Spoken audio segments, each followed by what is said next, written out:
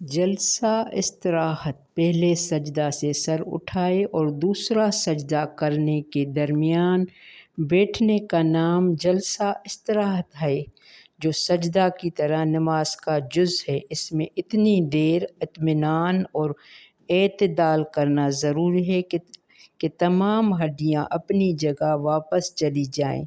हज़रत आयशा फरमाती हैं कि रसूलुल्लाह सल्लल्लाहु अलैहि वसल्लम सजदा से अपना सर उठाते और बायां पाँव ज़मीन पर मोड़कर बिछाते और उसी पर बैठ जाते और दायां पाँव खड़ा करके किबला रुख कर लेते।